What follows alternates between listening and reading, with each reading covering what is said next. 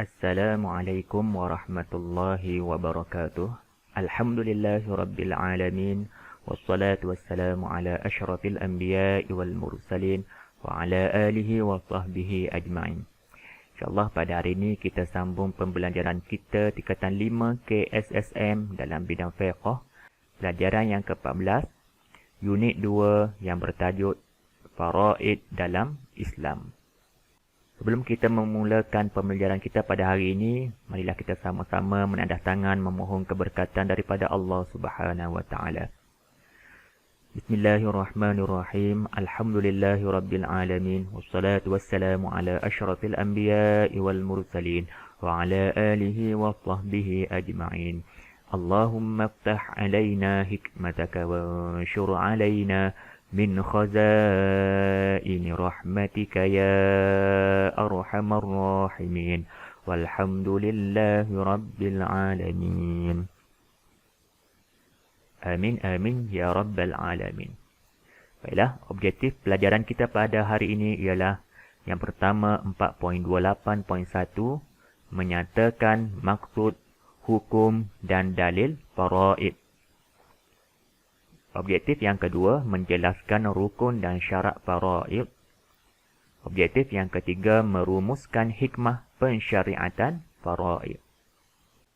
Baiklah, kita masuk kepada objektif yang pertama, iaitu dari segi maksud, hukum dan dalil faraid. Apakah yang dimaksudkan dengan faraid? Faraid ialah pembahagian harta seorang Islam yang telah meninggal dunia kepada anggota warisnya menurut hukum syarak. Jadi maksudnya pembagian harta orang Islam yang telah meninggal dunia kepada anggota warisnya. Itulah yang dimaksudkan dengan faraid. Hukum faraid adalah wajib. Wajib. Baiklah, dekat sebelah ustaz paparkan spektrum ilmu. Rasulullah SAW telah memperakui Zaid bin Thabit radhiyallahu anhu sebagai salah seorang pakar dalam bidang faraid. Jadi pada zaman Rasulullah SAW, Rasulullah mengakui bahawa sahabat yang bernama Zaid bin Thabit ni merupakan pakar dalam faraid. Ada hadis daripada Anas bin Malik radhiyallahu anhu meriwayatkan bahawa Rasulullah SAW bersabda, Afraduhum Zaid bin Thabit. Jadi hadis ini diriwayatkan oleh Ibnu Majah dan Tirmizi. Maksudnya orang yang paling mengetahui faraid antara kamu ialah Zaid bin Thabit. Jadi daripada hadis ni kita dapat faham bahawa sahabat yang paling arif ataupun yang paling tahu tentang faraid ialah Zaid bin Thabit. Terusnya kita masuk kepada dalil. Apakah dalil naqli tentang faraid? Allah Ta'ala berfirman, A'udzu billahi minasyaitonir rajim. Lirrijali nasibun mimma tarakal walidani wal aqrabun. Walinnisa'i nasibun mimma tarakal walidani wal aqrabun. Mimma qalla minhu aw kathur. Nasiban mafruḍa. Surah An-Nisa ayat yang ke-7. Maksudnya, orang lelaki ada bahagian pusaka daripada peninggalan ibu bapa dan saudara mara mereka. Dan orang perempuan pula ada bahagian pusaka daripada peninggalan ibu bapa dan saudara mara mereka. Sama ada sedikit atau banyak menurut bahagian yang telah ditetapkan. Jadi dalam dalil ini menunjukkan bahawa orang lelaki dan juga orang perempuan mempunyai bahagian pusaka masing-masing. Seterusnya dalil yang kedua iaitu Abdullah bin Abbas radhiyallahu anhu meriwayatkan bahawa Rasulullah SAW bersabda, Alhiqul faraidha bi ahliha fama baqiya fahuwa li aula rajulin zakar. Maksudnya, serahkanlah bahagian-bahagian pusaka yang ditetapkan itu kepada pemiliknya. Apa-apa jua yang masih berbaki, maka serahkanlah bahagian itu kepada warisnya lelaki yang terdekat. Jadi hadis ni menunjukkan bahawa terdapat bahagian-bahagian pusaka yang telah disyariatkan. Hadis ini adalah hadis muttafaqun alaih. Baiklah, kita masuk kepada objektif yang seterusnya, iaitu rukun dan syarat-syarat faraid. Jadi dalam faraid ini ada rukun dan juga syaratnya. Baiklah, rukun faraid terbahagi kepada 3. Yang pertama iaitu orang mewariskan harta. Orang mewariskan harta. Yang kedua, waris. Yang ketiga, harta pusaka. Itu adalah rukun dalam faraid. Terusnya syarat. Syarat bagi rukun. Syarat-syarat faraid. Yang pertama, orang mewariskan harta. Apa syaratnya? Iaitu kematiannya telah disahkan. Kematiannya telah disahkan. Sekiranya kematian belum disahkan, pembahagian harta tidak dibenarkan. Kematian disahkan. Jadi kalau di dalam koma, contohnya di dalam koma, harta bagi orang yang koma itu kita tidak boleh bagi kerana dia masih hidup. Apabila ia telah disahkan meninggal dunia, baru kita boleh mengagihkan hartanya. Syarat yang kedua iaitu waris masih hidup. Ataupun yang kedua, mengetahui status hubungan dengan si mati. Jadi waris tu mesti tahu bahawa dia itu apa hubungan dengan si mati. Contohnya, adakah hubungan dia itu adalah ibu ataupun bapa ataupun anak perempuan ataupun anak lelaki. Kita akan kena tahu status waris dan sebagainya. Syarat yang ketiga, syarat bagi rukun harta pusaka. Harta yang dimiliki oleh si mati, sekiranya harta pusaka tidak dimiliki oleh si mati, pembahagiannya tidak sah. Jadi harta tersebut mestilah milik si mati. Jadi itu adalah syarat-syarat bagi rukun dalam faraid. Terusnya kita masuk kepada jenis-jenis waris. Jenis-jenis waris. Waris terbahagi kepada 2. Iaitu yang kita namakan, yang pertama, ashabul furud. Ashabul furud. Yang kedua kita panggil asabah. Asabah. Jadi Ustaz harap kamu hafal dulu istilah ini. Jadi apakah yang dimasukkan dengan ashabul furud? Waris yang menerima harta pusaka mengikut kadar yang telah ditetapkan oleh syarak. Jadi ashabul furud ni maksudnya orang ataupun waris yang menerima harta pusaka yang telah disebutkan di dalam Al-Quran. Di dalam buku teks boleh lihat terdapat 6 orang diceritakan ataupun dinyatakan 6 orang itu ashabul furud. Iaitu yang pertama bapa, yang kedua ibu, yang ketiga suami, yang keempat isteri, yang kelima anak lelaki dan yang keenam anak perempuan. Ini kita panggil ashabul furud. Seterusnya asabah. Apakah yang dimaksudkan dengan asabah? Asabah ialah waris yang menerima baki harta pusaka selepas dibahagikan kepada ashabul furud. Kita panggil asabah. Bila harta pusaka tu telah dibahagikan kepada semua ni, 6 ashabul furud ni, lebihan daripada tu, kita panggil asabah. Asabah. Jadi, dalam asabah ni terbahagi kepada 3 pula. Kita akan lihat.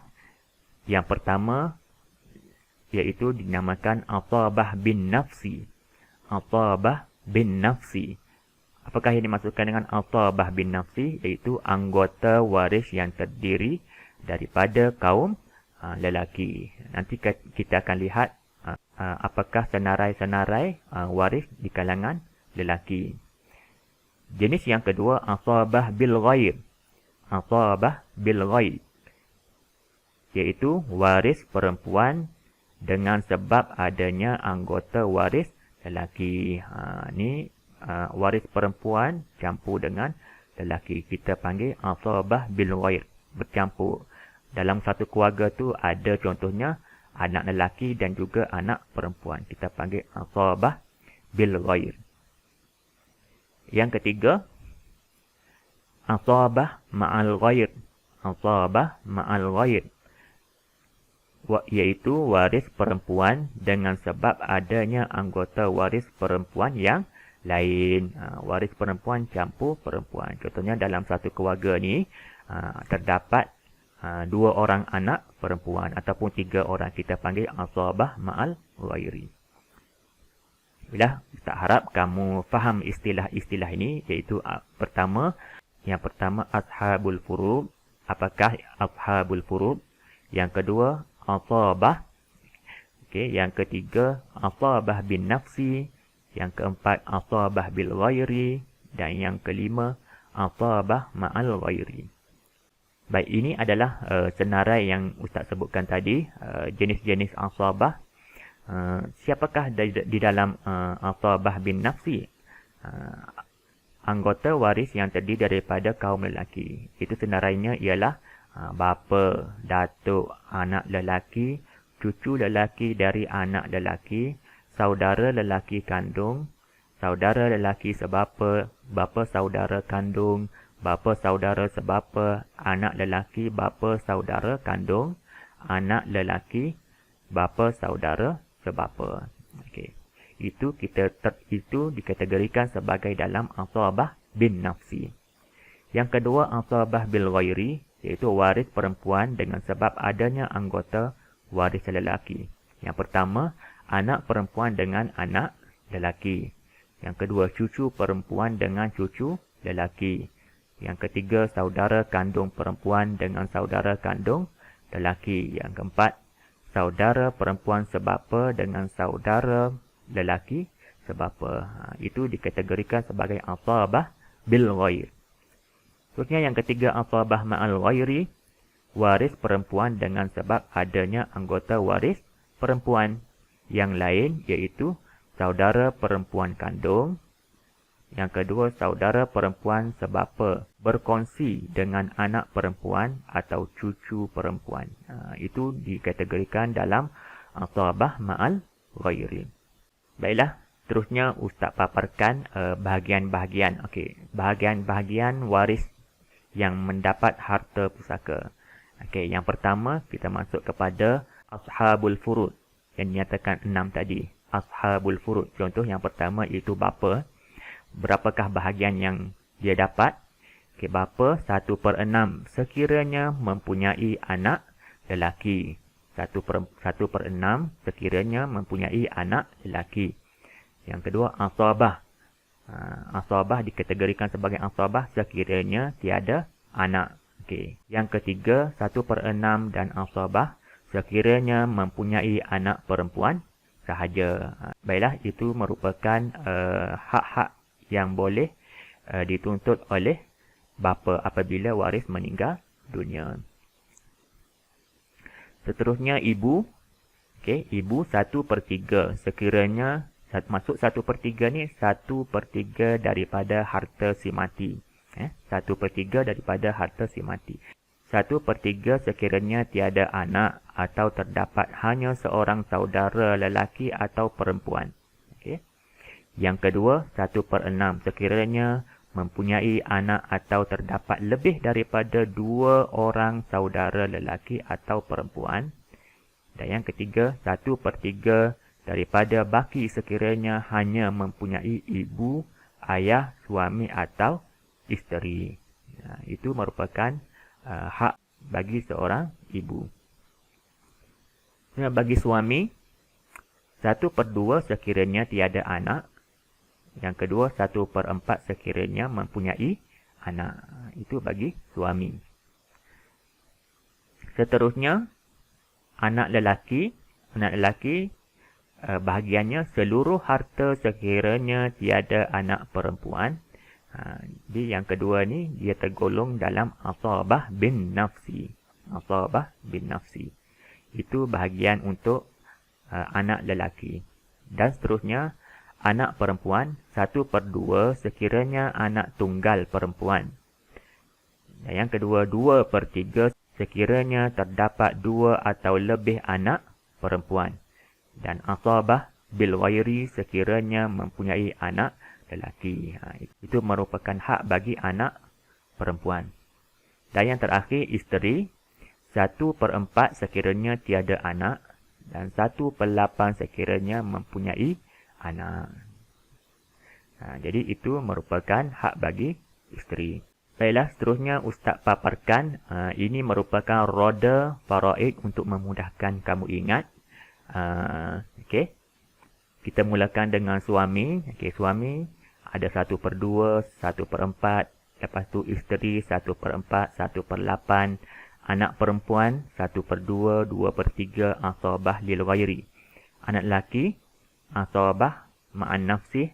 Bapa ada 1/6, 1/6 campur asabah dan juga asabah. Dan ibu 1/3, 1/6 dan 1/3 bagi baki. Itu merupakan hak dalam pembahagian harta pusaka ataupun faraid. Seterusnya, sini Ustaz paparkan bijak akronim untuk memudahkan kamu ingat ashabul furud. Okey, ashabul furud iaitu perkataannya SIALAPIB. SIALAPIB. Okey. Siapa ikut aku lari, ambil piala itu bagus. Siapa ikut aku lari, ambil piala itu bagus. Jadi S merujuk kepada suami, I merujuk kepada isteri, AL merujuk kepada anak lelaki, AP merujuk kepada anak perempuan, dan I merujuk kepada ibu dan B merujuk kepada bapa. Jadi siapa ikut aku lari, ambil piala itu bagus. Jadi Ustaz harap kamu hafal akronim ini untuk memudahkan kamu ingat kategori ashabul furud. Jadi untuk bilangan pecahan, pecahan hanya kamu ingat yang ni sahaja, iaitu 1/2, 1/3, 1/4, 1/6, 1/8 dan juga 2/3. Ini formula penting untuk kamu ingat dan juga bahagian-bahagian dia. Jadi Ustaz harap kamu hafal formula ni, kedua-dua formula ni untuk memudahkan kamu mengingat bahagian-bahagian faraid bagi kategori ashabul furud. Terusnya kita masuk praktikum ilmu dalam buku teks kajian kes. Okey. Kajian kes seorang isteri meninggal dunia dan mempunyai suami, bapa, ibu, seorang anak perempuan. Okey. Soalan dia, seorang isteri meninggal dunia dan mempunyai suami, bapa, ibu, seorang anak perempuan. Okey, jadi berapakah hak pusaka yang dia akan dapat? Jadi berapakah hak faraid yang dia akan dapat? Baik, ini contoh jawapan dia. Okey, suami 1/4. Okey, bapa 1/6 campur asabah. Terusnya ibu berapa? 1/6. Jadi terusnya seorang anak perempuan 1/2.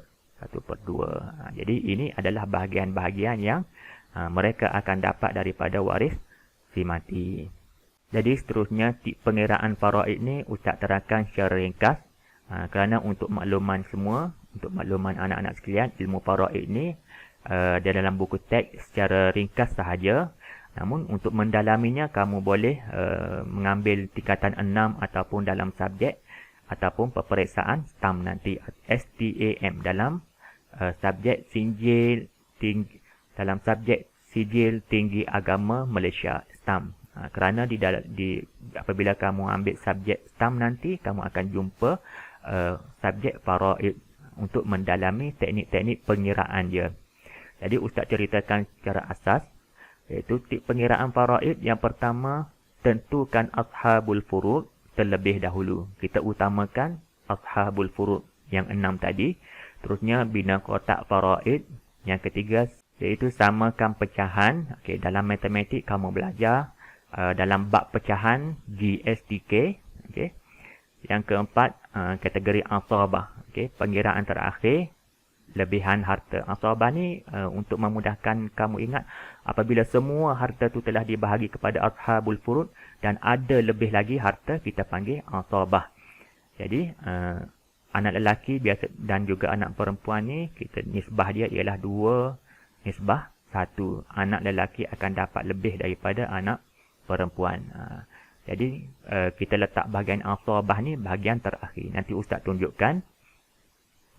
Okey, step yang pertama sekali untuk kajian kes tu, yang pertama sekali kita bina kotak dan tentukan bahagian waris. Katalah si mati tu isteri. Dalam kajian kes ni menerangkan tentang isteri yang meninggal dunia. Jadi kita letak ahli waris yang layak menerima ialah yang pertama suami, lepas tu ibu, anak perempuan dan juga bapa. Okey. Yang kedua, kita tentukan pecahan dia ataupun bahagian dia. Suami dapat berapa? Iaitu 1/4, merujuk kepada bahagian-bahagian yang telah diterangkan di awal tadi. Ibu dapat 1/6. Anak perempuan dapat 1/2 kerana tiada anak lelaki. Dan bapa mendapat 1/6 dan campur lagi asabah jika ada lebihan harta. Okey, step yang kedua, samakan penyebut pecahan. Okey, guna formula matematik iaitu GSTK. Okey. Baiklah, macam mana kita nak samakan bahagian bawah ni ataupun kita panggil penyebut dalam istilah matematik. Jadi kita kena guna formula GSTK. Okey, kita buat terlebih dahulu rangka GSTK. Okey, lepas tu kita letakkan nombor pecahan di bawah ini iaitu 4626. 4626. Okey. Seterusnya bahagilah dengan 2. Jadi 2 bahagi berapa dapat 4? 2 bahagi berapa dapat 6? 2 bahagi berapa dapat 2? 2 bahagi berapa dapat 6? Jadi jawapannya ialah okey. 2 darab 2, 4. 2 darab 3, 6. 2 darab 1, 2. 2 darab 3, 6. Okey. Seterusnya, boleh bahagi lagi tak nombor kat sini? Okey, boleh. Seterusnya, kita guna sifar 3. Okey. Okey, seterusnya, kita akan dapat 3. Kita matikan 3. Jadi, kita akan mendapat 2, 1, 1, 1. Jadi, yang satu ni, 3 bahagi 3 darab 1, 3 dan juga 3 darab 1, 3. Okey. Sekarang ada 2. Okey, kita kecilkan lagi. Kita bahagi dengan 2. Dan kita akan dapat 1, 1, 1, 1. Okey. Inilah yang dimaksudkan dengan formula GSTK. Kita akan dapat akhir sekali 1, 1, 1. Di bawah ni kena ada mesti 1, 1, 1, 1.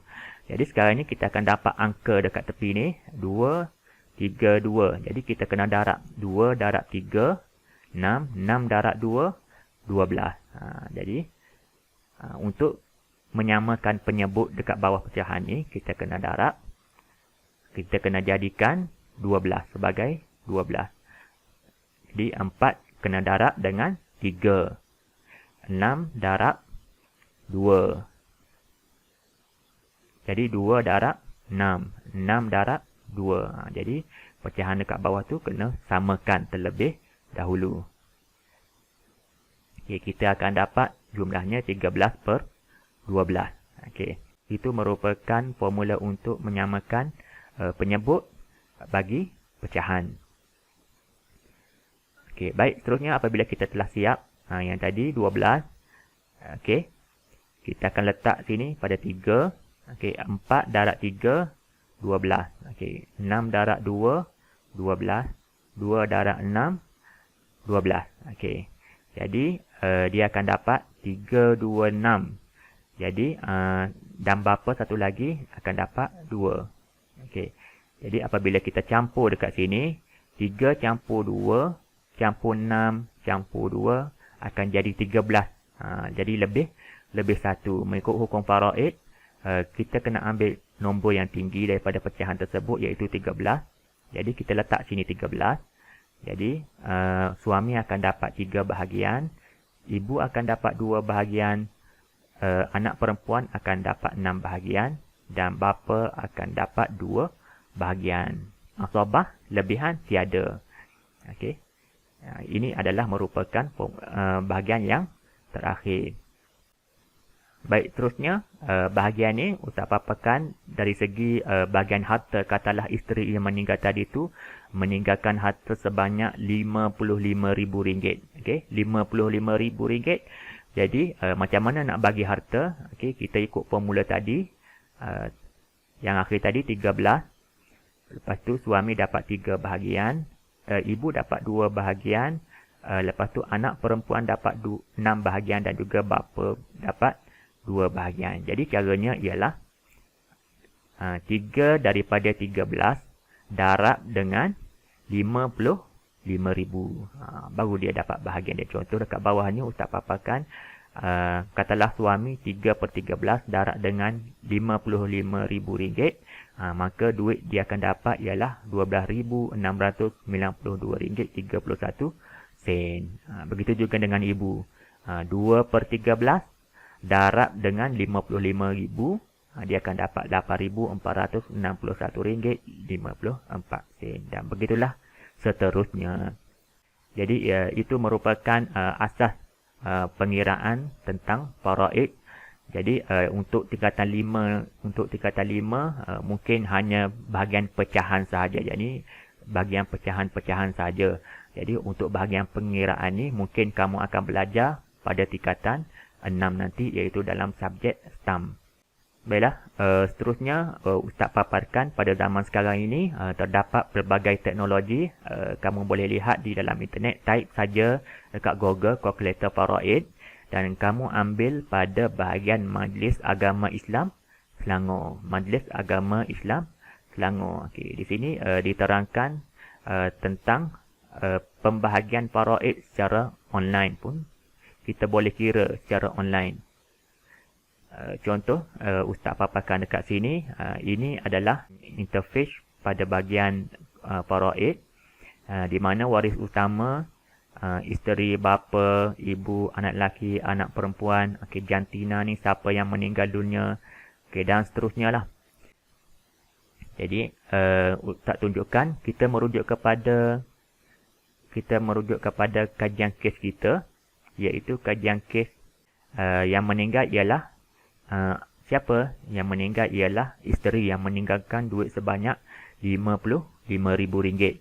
Jadi suami ada, kita letak sini, ada, lepas tu bapa, lepas tu ibu, anak lelaki tiada dan juga anak perempuan ni ada seorang. Jadi kalau ikut pengiraan, ini Ustaz letak RM55,000. Ini adalah merupakan bahagian-bahagian jenis harta pusaka.